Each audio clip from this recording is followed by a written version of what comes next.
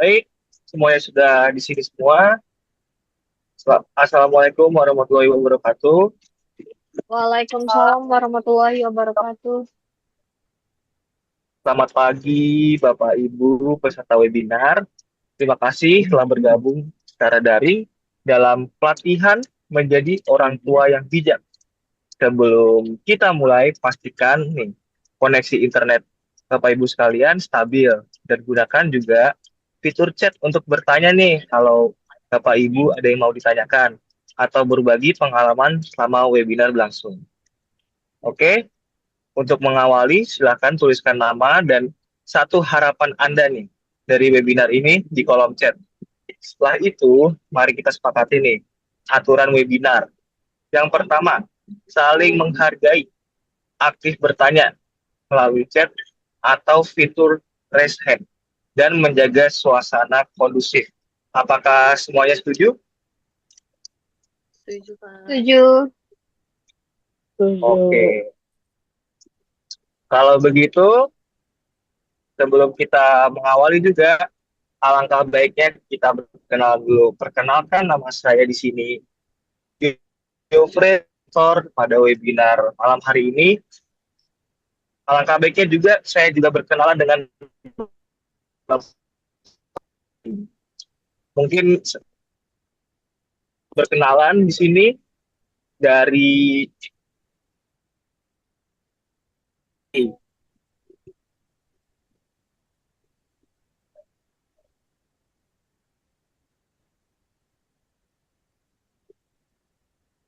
Ibu Dia Julia Sari. Boleh perkenalkan diri dulu ini, Bu. Boleh, Pak. Oke, silakan Ibu. Bapak perkenalkan, saya Dea Julia Sari dari Tangerang. Terus harapan saya semoga bisa belajar bagaimana menjadi orang tua yang lebih sabar dan memahami kebutuhan emosional anak sih setelah mengikuti webinar ini.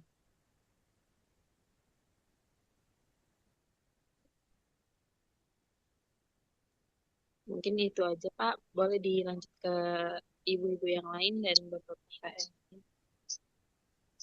Oke, baik. Untuk selanjutnya mungkin dari Ibu Gita Wahyuni ya di sini. Boleh perkenalkan diri, Ibu?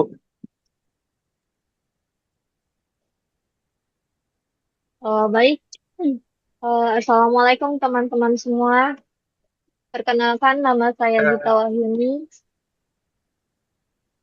Eh, Harapan saya semoga kedepannya saya bisa menjadi orang tua yang baik untuk anak-anak saya.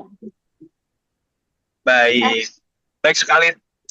Oke. Untuk selanjutnya mungkin kita ganti ke Bapak-bapak ini. Untuk Bapak Nasmi di sini. Boleh perkenalkan diri, Bapak?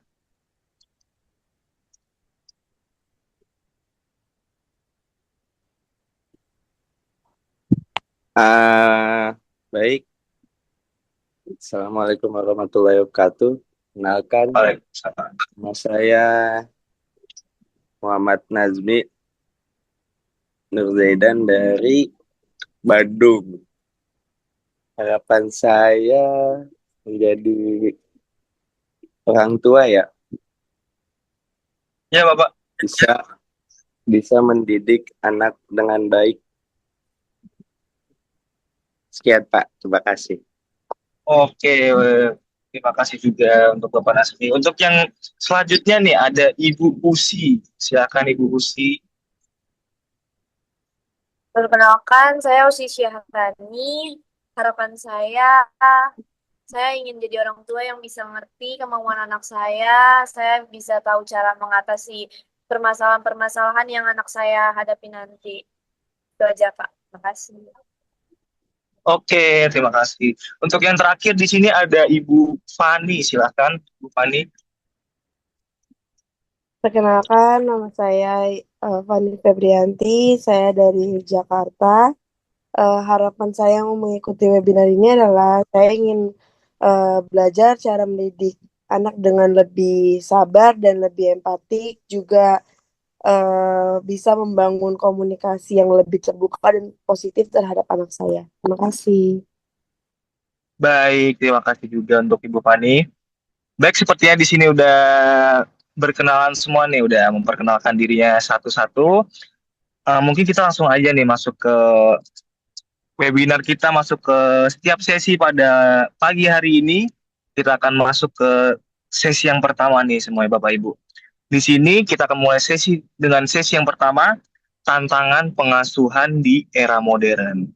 Baik, saat ini banyak orang tua nih menghadapi tantangan seperti keterbatasan waktu bersama anak dan juga pengaruh media digital. Nah, di sini apakah Bapak Ibu pernah merasa kesulitan membagi waktu antara pekerjaan Bapak Ibu dan mungkin keluarganya? Silahkan sharing nih di sini. Mungkin bisa di chat atau nanti saya akan bacakan beberapa pengalaman Bapak Ibu untuk kita diskusikan bersama. Mungkin ada yang ingin sharing nih di sini secara langsung. Saya akan memberikan sedikit waktu lah untuk Bapak Ibu sekalian. Ada yang ingin sharing di sini mungkin dari Ibu Dea?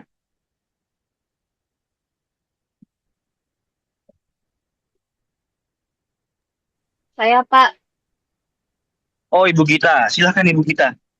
Gimana sih ya, tentang kehidupannya selama berkeluarga ini sejauh ini? jadi selama sejauh ini saya kan Hmm? bekerja dari jam 9 pagi sampai jam jam 6 sore. Jadi waktu saya dengan anak-anak saya itu terbatas banget Pak. Eh, Hmm. saya jadi kurang memperhatikan mereka di rumah ngapain, makannya teratur Hmm. enggak. Eh, Terus kadang kalau mereka lagi berantem sama teman-temannya terus ngadu ke saya, eh ada terus ada yang eh apa ya, kadang mereka cerita ke saya tentang masalahnya dengan temannya. Cuman yang sangat saya sayangkan, saya ini kurang waktu Pak, kurang waktu untuk menghabiskan sama keluarga saya karena setiap harinya kan saya bekerja. Jadi waktu family time-nya itu kurang. Terus kalau hari libur, kadang anak saya sibuk sama teman-temannya, main sama teman-temannya. Jadi ya begitu Pak, begitu aja sih. Oke, ada lagi mungkin Ibu Gita yang mau ditambahkan? Saya rasa cukup. Itu aja? Oke. Mungkin dari Bapak Ibu yang lainnya ini ada yang ingin bertanya lagi? Atau kayaknya untuk sesi yang pertama ini pertanyaannya udah cukup nih dari kita. Oke, kalau tidak ada lagi nih dari Bapak Ibu yang ingin sharing-sharing tentang kisah keluarganya mungkin, kita akan lanjut nih. Terima kasih pertama-tama untuk sharingnya dari Ibu Gita, karena tantangan ini memang nyata. Namun dengan pola asuh yang sadar dan penuh cinta Bu Gita, kita pasti bisa, atau kita semua pasti akan bisa membangun hubungan yang lebih hangat dengan anak-anak kita di rumah. Oke, terima kasih untuk Bu Gita. Selanjutnya, kita akan masuk ke pilar pola asuh yang positif. Jadi di sini Bapak Ibu semuanya ada 3 pilar utama nih yang memenuhi kebutuhan emosional anak, lalu komunikasi empatik dan juga disiplin positif. Nah, di sini ada contohnya, yaitu saat anak melakukan kesalahan, seringkali nih Bapak atau Ibu akan memarahi nih. Tapi daripada memarahi, kita bisa sedikit mengubah. Kita bisa berkata, contohnya nih ya Bapak Ibu, Ibu tahu kamu itu pasti kecewa.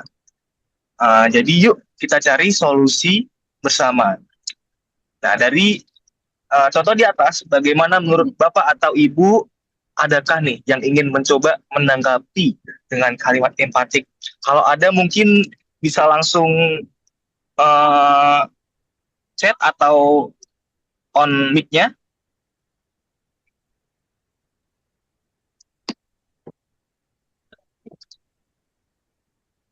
Ya, Ibu Dea, sepertinya ingin sharing sedikit nih, atau ingin menjawab. Iya Pak, mungkin kalimat-kalimat kayak gitu kan sangat membantu ya Pak untuk berkomunikasi dengan anak saat anak melakukan kesalahan. Mungkin dari kalimat yang Bapak kasih contoh, mungkin saya juga ngerasa kita perlu ganti seperti kayak, Mama ngerti kayak kamu kesal karena belum boleh main keluar. Tapi gimana kalau kita gambar bareng dulu di rumah? Jadi kalimat-kalimat yang keluar itu bukan hanya kita menenangkan, tapi juga kita ajak aktivitas bareng di rumah. Jadi dia tidak merasa dikekang. Mungkin menurut saya gitu sih, Kak. Oke, itu aja, Ibu Dea. Iya, Kak. Atau mungkin dari Bapak Ibu lainnya ada yang ingin cerita juga nih. Pak, saya mau menanggapi tapi dalam bentuk pertanyaan. Eh, pada saya pernah di situasi seperti itu. Saya udah coba Hmm. eh, berikan kalimat-kalimat empati kepada anak saya. Tapi di sisi lain saya juga diberi tantangan. Tantangannya itu adalah jika anak justru makin marah atau tidak merespon saat kita sudah memberikan kalimat-kalimat empati tersebut.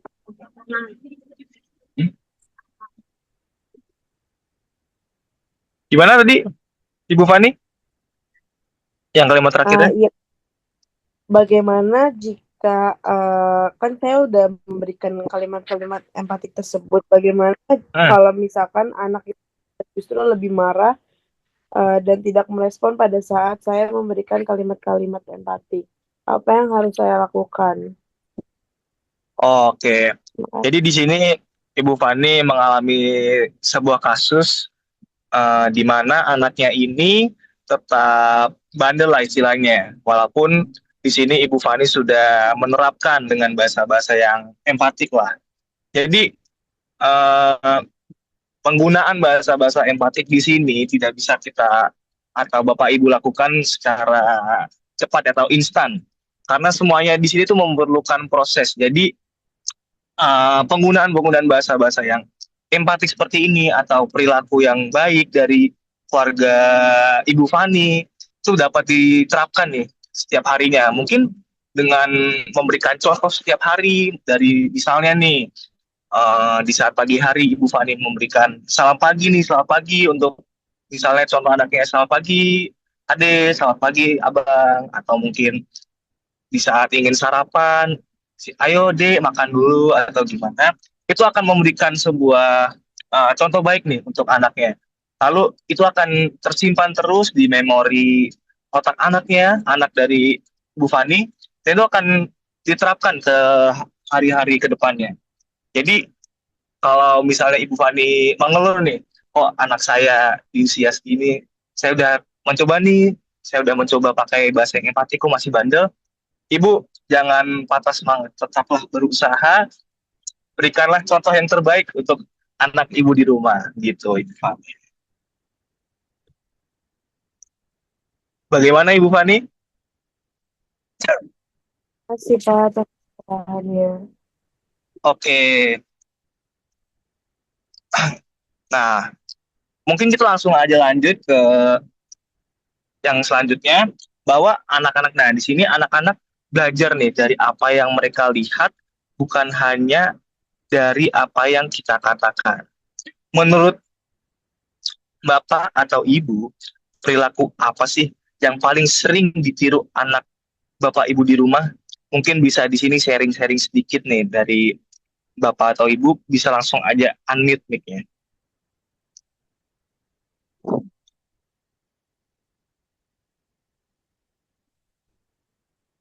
Atau dari Bapak Nasmi di sini?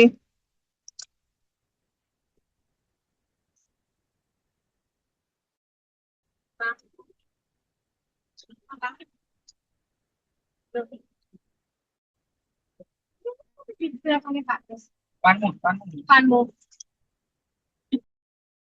Kamu di belakang sendiri. Atau Ibu sih? Saya mau menambah. Saya mau menjawab. Mungkin yang bisa ditiru sama anak-anak di rumah tuh dari perkataan orang tua kalau lagi marah atau kayak kata-kata baru yang diucapin orang tuanya itu bakal diingat sama anaknya dan itu bakal diucapin ke orang lain mungkin karena keluarga kan eh yang pertama didengar gitu sama anak pasti di lingkungan rumah itu dari orang tua dulu. Itu sih. Oke, berarti kalau dari Ibu Usi nih, eh, menurut Ibu Usi ini kata-kata lah yang paling sering dicontoh oleh anak-anak di rumah. Baik, kemungkinan sini dari Bapak Ibu nih ada beda-beda lah ya antara mungkin Ibu Usi atau Bapak Nasmi atau Ibu Dejo pasti kegiatan-kegiatan yang ditiru oleh anaknya pasti juga beragam di sini. Oke, lalu di sini eh, hal kegiatan-kegiatan seperti rutinitas sederhana seperti makan bersama, membaca buku atau bermain bersama itu sangat penting nih Bapak Ibu. Jadi di sini siapa yang rutin melakukan aktivitas ini di rumah? Uh, Pasti di sini Bapak Ibu sering melakukan family time lah istilahnya di sini. Jadi sini saya ingin bertanya sedikit nih untuk Bapak Ibu, mungkin ke Ibu Gita di sini ya. Untuk Ibu Gita, saya ingin tahu sedikit nih kalau dari keluarga Ibu Gita ini biasanya melakukan family time tuh seminggu berapa kali atau mungkin paling minimumnya, paling minimalnya berapa kali nih? Dalam sebulan lah, Mungkin 4 kali ya. 4 kali. Hmm. Kayak sekedar makan malam bersama di luar, Hmm. terus jalan-jalan ke suatu tempat gitu, gitu aja sih. Oke, baik. Terima kasih Ibu Gita. Untuk selanjutnya sekarang nih, kita akan melakukan sebuah simulasi di mana saya di sini butuh dua relawan nih dari Bapak atau Ibu, yang dimana satu di sini akan berperan sebagai orang tua dan juga satu lagi akan berperan sebagai anak. Jadi di sini skenario-nya adalah anak meminta bermain HP lebih lama. Lalu silahkan aktifkan kamera dan Bapak Ibu udah on kamera dan on mic semua dan praktekkan komunikasi dua arah nih yang empatik seperti yang sudah saya jelaskan sebelumnya. Lalu setelah itu kita refleksikan nih bersama-sama baik dan apa yang saya. Oke, di sini siapa yang ingin menjadi relawan dari Bapak Ibu? Saya bisa, Pak. Oke, terima kasih Ibu Dea. Untuk satu lagi nih. Oh, di sini Ibu Dea ingin berperan sebagai orang tua kah atau sebagai di sini? Mungkin saya sebagai orang tua ya, Pak, di sini. Oke. Untuk satu lagi nih, untuk yang menjadi anak di sini, siapa kira-kira di sini?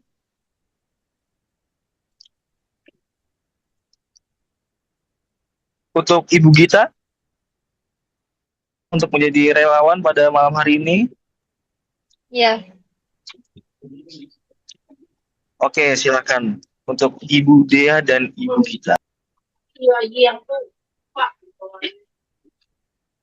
Ma, Oke. aku boleh gak? Mama, aku boleh gak?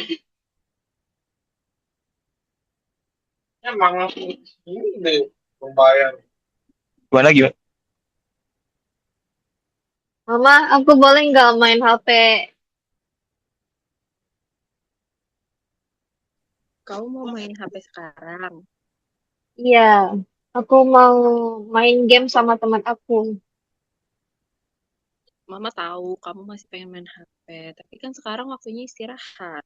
Kita bisa lanjut besok. Mendingan kita baca buku buat kita baca malam ini. Gimana? Gak mau, Ma. Aku mau main HP. Aku mau push rank. Tapi waktunya udah cukup, kamu udah terlalu banyak main HP. Mendingan kita mengambil buku aja yuk buat nanti malam kita baca. Kan biasanya kita kalau tiap malam baca buku. Sekarang pilih buku dulu yang buat dibaca malam ini. Karena udah waktunya istirahat, kamu udah terlalu lama main handphonenya. Ya udah deh, Ma. Ya udah, oke. Sekarang kita ke ruang baca ya, kita cari bukunya. Oke.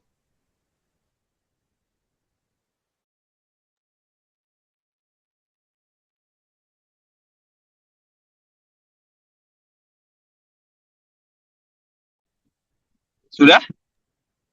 Sudah, Pak. Menurut Bapak apa Oke, yang Pak? bagus sekali dari dialog singkat yang dibuat oleh Ibu Dea dan Ibu Dea sebagai orang tua dan ibu kita sebagai anak.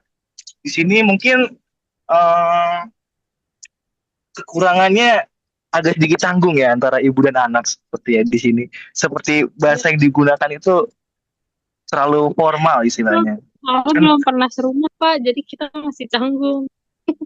Oh, oke oke. Tapi dari pernyataan di sini dari Ibu Gita tadi ya, ingin bermain game ya tadi Push rank. untuk push rank. Dari Ibu Dea nih, apakah sudah lama anaknya ini bermain game ya untuk push rank? Saya juga baru tahu, Pak, kalau misalkan anak saya push rank, saya pikir anak saya selama ini main Roblox. Oh, oke. Mungkin bisa lebih diperhatikan lagi ya Ibu Dea untuk anaknya misalnya nih, misalnya ini kejadian ini beneran terjadi nih di kehidupan nyata keluarga Ibu nih. Mungkin bisa lebih diperhatikan ya Siapa? untuk game-game ini. Untuk Bapak Nasmi, bagaimana untuk anaknya apakah sering bermain game juga di rumah?